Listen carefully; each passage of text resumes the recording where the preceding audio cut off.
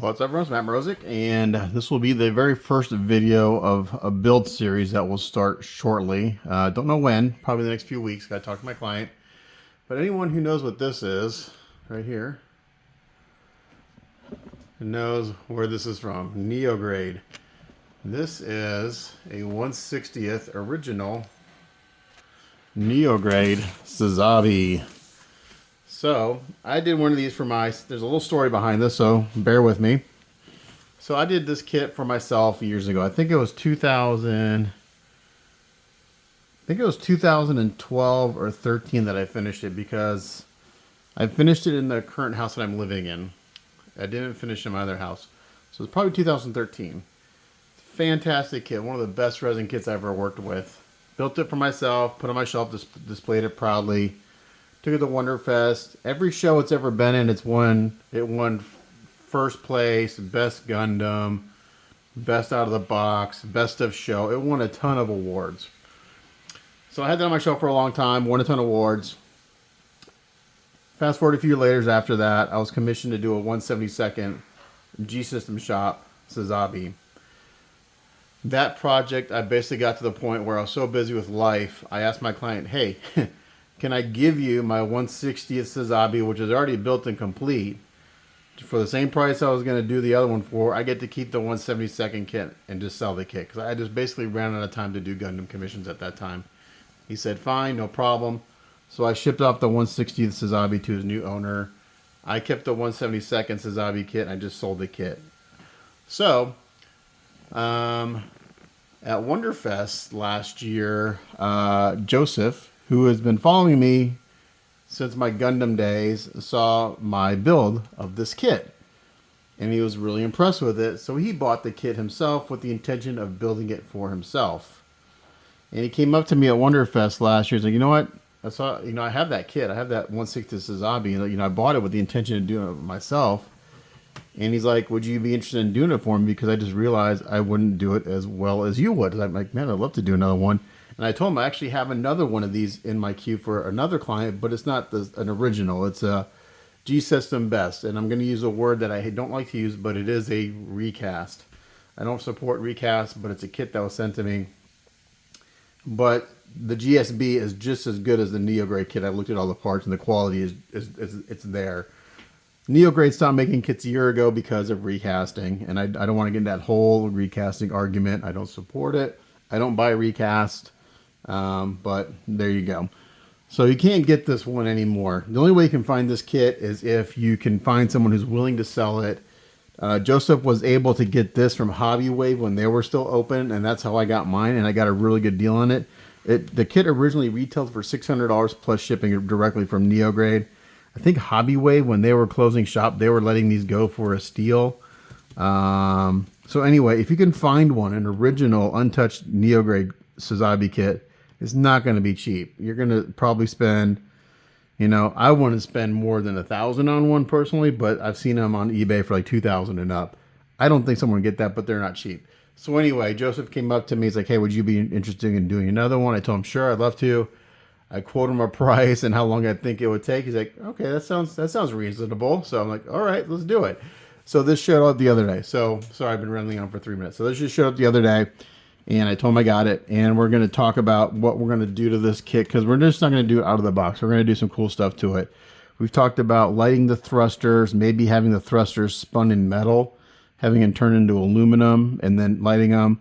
Having a cool base made. So like, if you guys follow my old Gundam stuff, I did the Ag Dog. It was the very last commission I did, Gundam commission. It was all shiny and bright green and purples and pinks and purples. I already reached out to Richard Flanagan, who did the base for that piece. He's like, yeah, I'd like to know their base. I don't know what the cost is, but I need to give him dimensions to find out what it costs. So this is the kit. It comes in 2 white boxes. Most Neograde kits came in really nice red boxes, but the Sazabi comes in 2 white boxes because it's got so many parts.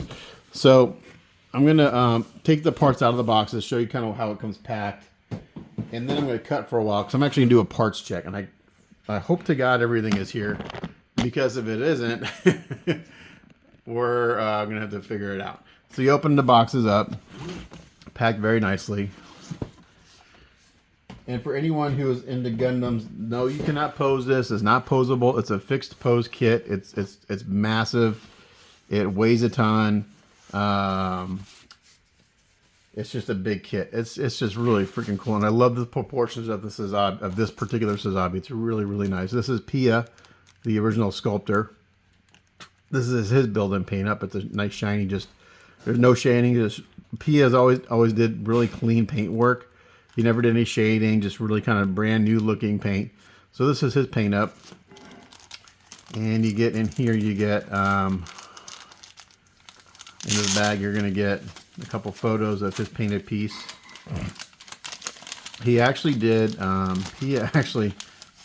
he started getting to 3D printing, he actually did a 1/48th or 1/35th scale. It was big. Like the beam rifle for the one he did was as big as this guy. And I bugged him and I bugged him and I bugged him to sell me a kit, and he just would not do it. He did a one-off. I'm like, dude, just like, I would love to build and paint one of those. Anyway, so you get two photos, front and back. This is the finished pieces, paint up of the original. You get a metal, some metal parts that are sticky to go on the shield, and some emblems. Now these markings are not decals; these are dry transfers, and I have a love-hate relationship with dry transfers. I love them because they're super, super thin, and they absolutely, there's no edges. I hate them because if you screw it up, there is no do-over. As with a decal, if you screwed up, you can, if you get in the wrong spot, you can re-wet it, you can reposition it. With these, if you get in the wrong spot, you're done. There's no moving it. I'm proud to say that on my personal piece, I think out of all of these markings, I think I may have messed up only one. And I just scraped it off where it was supposed to go, and I scraped it off on the other side where it was a matching decal. So anyone that was looking at would never know that I messed up, but I think I messed up one of these little warning signs. It either was in the wrong space or it was crooked, something. I messed something up. But there's a bunch of them. There's probably 100 markings in here or more. All dry transfers. You get one shot at it. Can't screw it up. Okay. Here are the directions. I did an unboxing of the GSB kit a couple of years ago when I got it. The GSB instructions are the exact same as the NeoGrade instructions. So it's pretty simple. I mean, it's just like, it looks like a simple kit, and it actually is a relatively simple kit. There's a lot of parts. It's very high quality. It's just big, and again, masking. It's all masking. There's a lot of masking. So that's what takes a long time, and the surface prep and everything. So the way they have this divided out is you have all the leg parts, you have the head parts, then you have the backpack parts, and they're all color-coded, the arm parts, and then the weapon and shields. So they're all color-coded, so you kind of know what you're working with. And as with all resin Gundam kits, for the most part, oh, and here's some more parts. We got, here's the upper torso, here's the lower torso. As with most Gundam resin kits, a leg is a step. So the foot is step one. And sometimes they'll have different color-coded arrows to tell you which parts to put together first. It's a puzzle. You just have to look at it, and you have to, put together a game plan and how it goes together.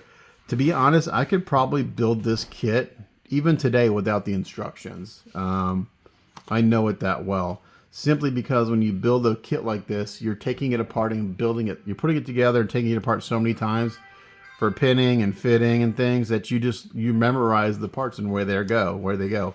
So I could probably build this kit without the instructions, to be honest. There might be a few little things that I might have to, where does that go? But for the most part, like 95% sure I could probably build this without the instructions. And then here's the arm, and then here's the lower torso, and the backpack, and then here's the shield and gun. And then here is the head and the upper torso. There is one light in the head. Well, it's one LED, and it lights up the mono eye, and it lights up the sensor in the head. It does have an open function where you can open up what would be the cockpit. There really is no cockpit or pilot in this, but you can open up the chest here and see some mechanical details in there. On my original one that I didn't go crazy painting all these inner details. I will do that on this because I will make. I'll talk to my client, but I think since he's paying what he's paying for me to do this, the extra effort to go in to do all the inner details is justified. There's a bunch of cool mechanical details underneath some of these panels, and it'd be a shame not to bring it out. So I'm gonna go ahead and do that. So there's that. Now if we open these up, let's do one box at a time. This is the first time I've opened this. I mean, I opened it, but I haven't looked at the parts yet. Up higher. This will be a relatively lengthy video. And so what I'm going to do this weekend is maybe during the Super Bowl, I'll go through, I'll do a parts check, and I'll separate all these parts into what their corresponding parts of the kit. Unless, oh, they may have already separated these out for me. So this is different. Okay, I wonder if Joseph has already gone through these. Because typically, these would have been like vacuum sealed individual compartments. So I bet he's gone through these. But I'll do a parts check anyway. Because the original one did not come in Ziploc bags like this. That I remember. So he may have gone through and already separated these parts out. So we can get a sense of the quality. Well, there's some of the... Okay, so here's some of the back skirt. But it's just really, really sharp. Really nice detail.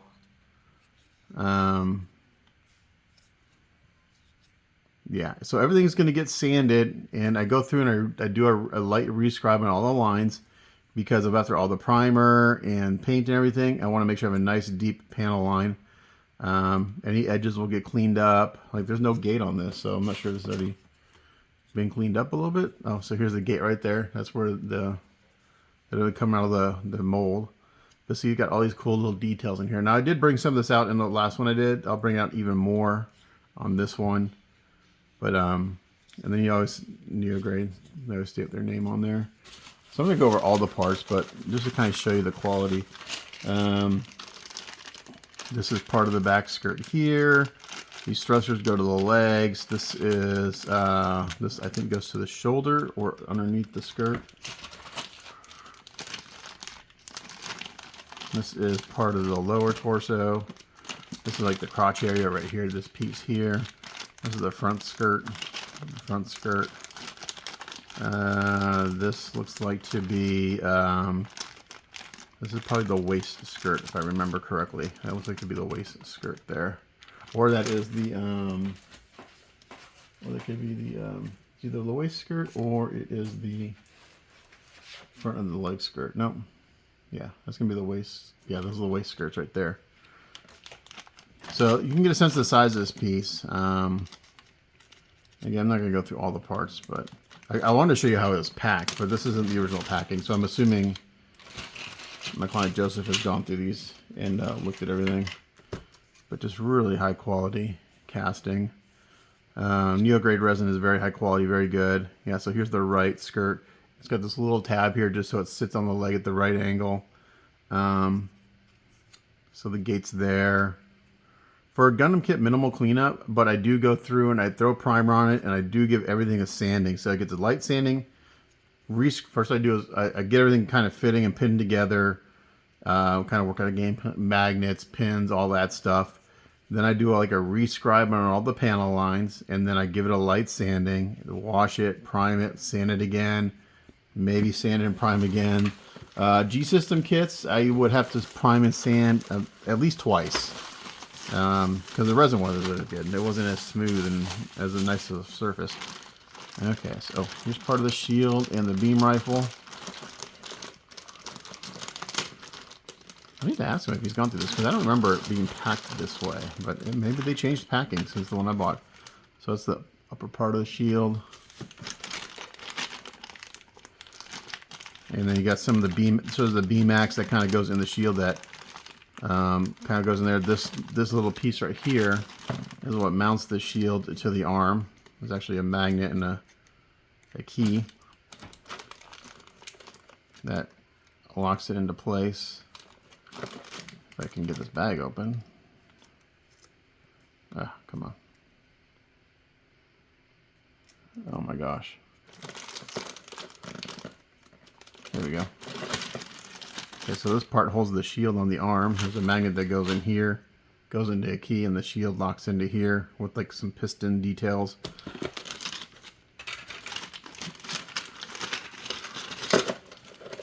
I can just dump them out, because I'm gonna do a parts check on this eventually, so I don't care if I dump them out, might as well. What else we got here? I'll try to do a drive through the shield so you can see how big this thing is. I'll get the parts out for it. This. That's the VMAX, that's part of the rifle. So like this is kind of like the central connection part for all the shield parts. This goes here. Depending if the gates are in the way or not, we'll determine if I can, yeah, there's a gate there, but this would go here.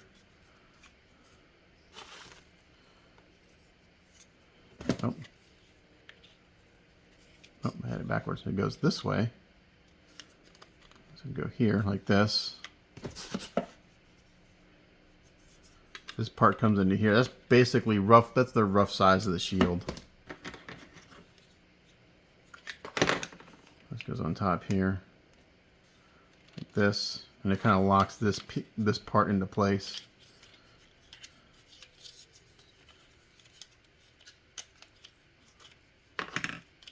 Yeah, so there's some gates in the way that I can't put this together fully, but you'll get the idea. So it goes there, and this is going to go here, like that. And then this comes in here. Basically, that's the size of the shield.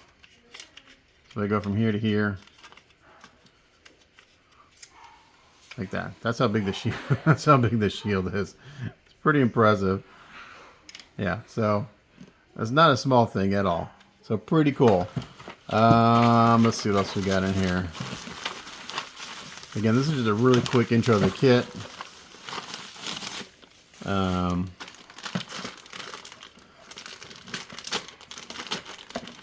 Maybe the first work in progress will be like doing a parts check. That's pretty boring, but it is a necessary step. Okay, let's dump that out. All right, so here's one of the thighs and the hip joint.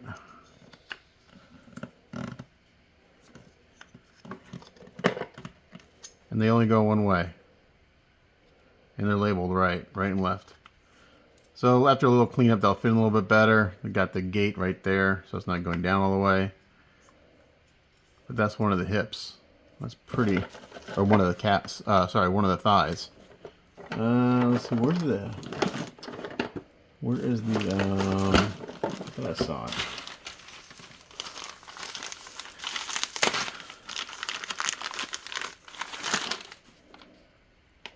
So you watch some of these unboxing videos I watch, they go through and they look at every single part. And to me, that's just boring after a while. I'm very ADHD, so I just kind of run through it quickly. Oh, here's the other part of the shield. So it's even bigger. So this goes like this. No, this is going to go.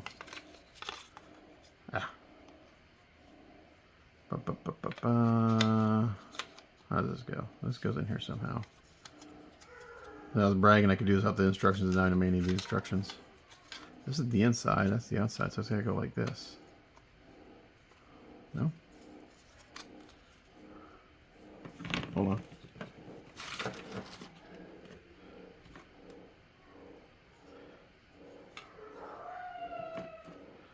Hold on.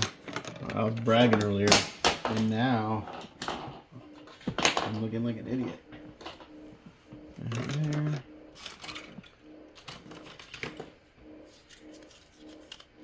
So this goes like this. Okay, that much I know. Okay. This part is going to come like this.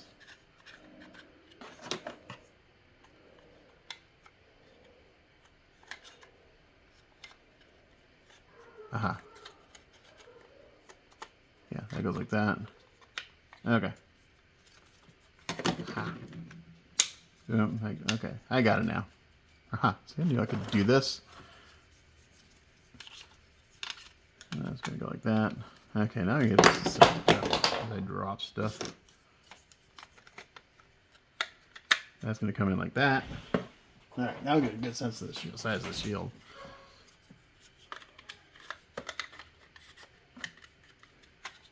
I think it's been a while. It's only been 10 years since I've messed with this kit. So even though it's been 10 years, like I said, I could probably put this together without the instructions.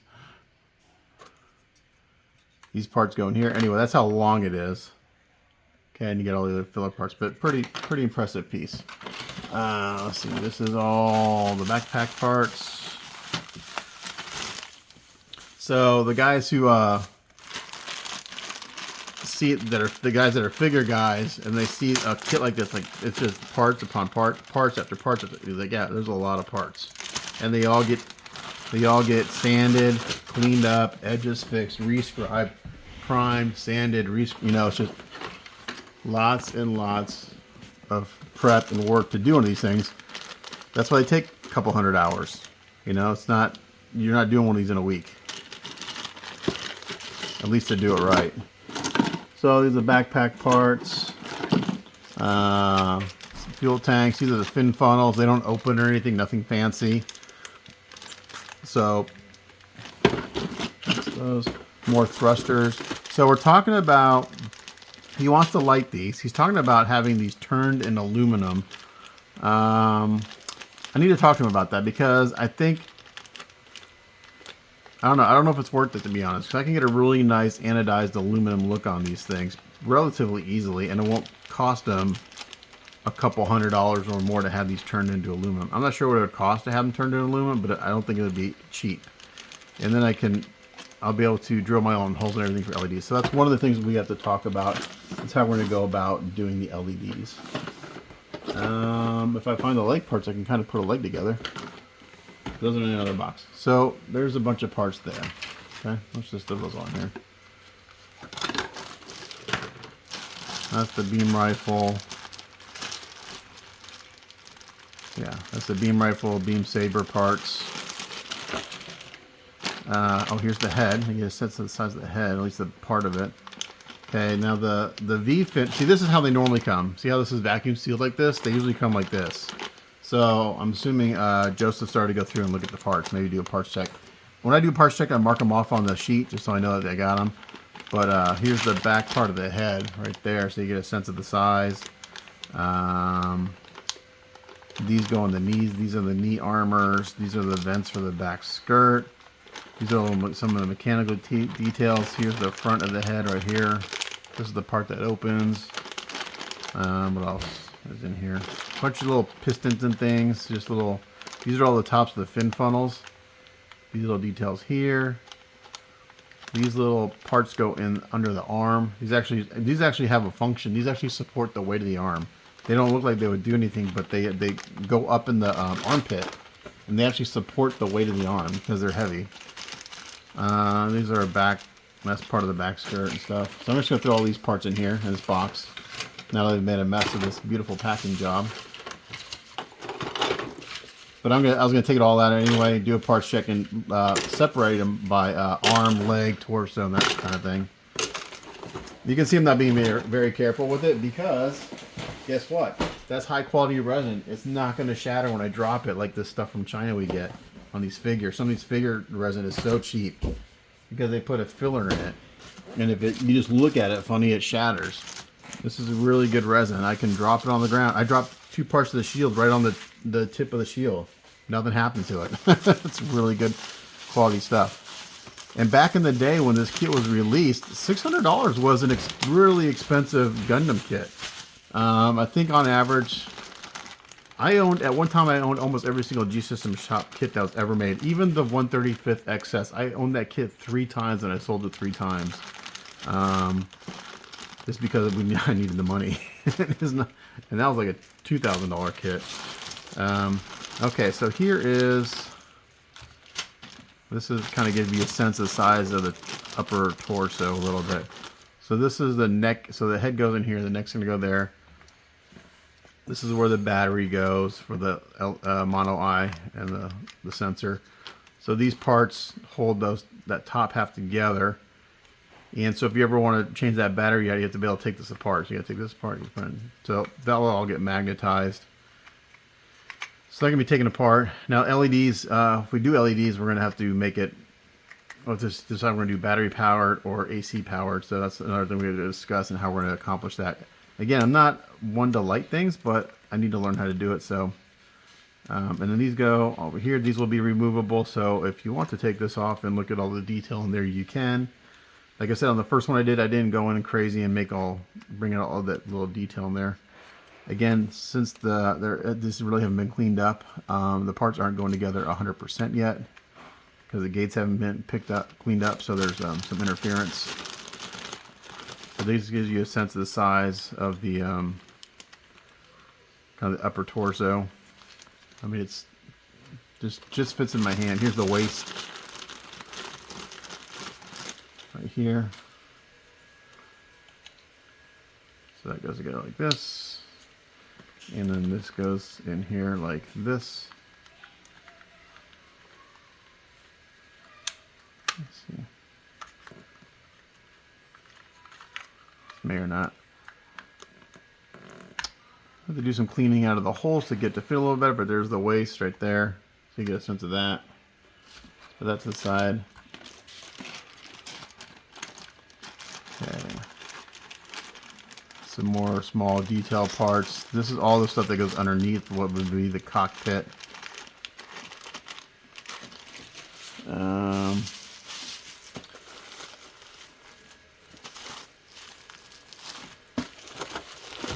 Oh, here are the feet. The feet will give you a really good sense of the size of this thing. Okay. It's just, this thing's massive. Oh my gosh. It's such a great kit. I was so happy when Joseph asked me to do this for him and he had an original kit. It's like, hell yeah, man, let's do it. You want if you don't mind paying for it, I'll do it for you, man. Okay, so there's a foot. Pretty cool. And then you're gonna have to look at the instructions to see. I thought that would go there. Nope. That's one foot. And this is 3 separate parts. So as far as painting goes, you know, the engineering on this kit's very, very good. The parts fit is very, very good. So yeah, I mean, it's just a really well thought out kit. It's a shame that the Neo Grade went under, because I had a few Neo Grade kits, and this was the only one I ever built. All the other ones I sold. Like I had the 160th new he did, which was a really beautiful kit, and then he had a was it an RZ? I forgot what it's called. It was a conversion kit. So there's the feet. And here are the electronics for the battery and the. Okay, so here's the waist. I was gonna try to put a leg together, but again, I'm just doing this kind of quickly, even though it's going on 30 minutes. This is not a high quality, fancy unboxing where I go over every single part. Okay, I will say that the V-fin on this thing is crazy, crazy fragile. It's super thin. So you just have to be very, very careful with it. And here are the few magnets you get. That's to hold the. Oh, here's the fin for the top of the head. But the magnets are to hold the backpack funnel compartments together. So this comes with some interesting hinges. They're not. They may be 3D printed, but this kit was released back in 2009 or 10.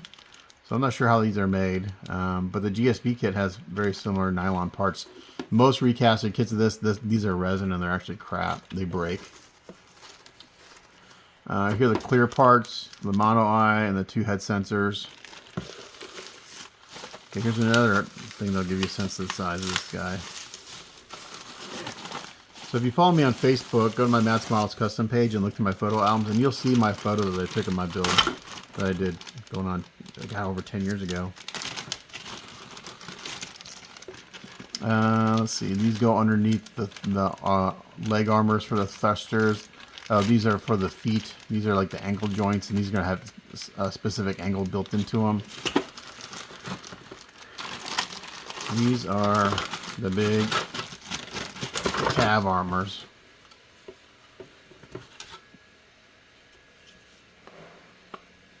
So that right there, these are a good size, sensitive size. So there's some parts of this kit that, you know, will have panels that are removable to see the details. Other parts, not removable. It's not like it has a full inner frame like some of the G-System kits did in their later kits, the 172nd kits with the, you know, the whole frame.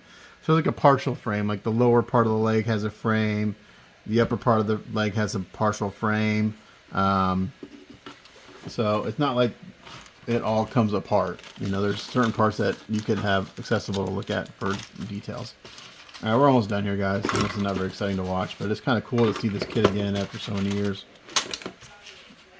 I think the only other bag is this bag. What's in here?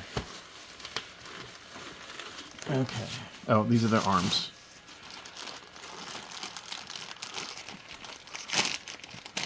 Arms and shoulders.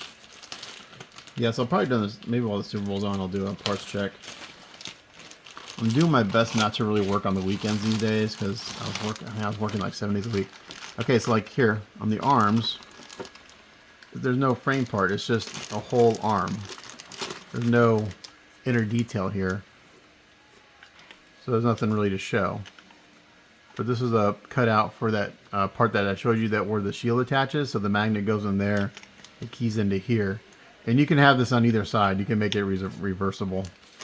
The shield is so big, it actually comes with its own stand to help support it, because I don't think the kit... Yeah, it might support it without the stand. The photos that Pia has shows it without the shield stand, but it's pretty heavy. Okay, so there are some little details underneath the arm, but they're like on the inside. But I'm going to bring all that detail out. We're gonna go to town on this guy, man. We're going to just really freaking knock it out of the park.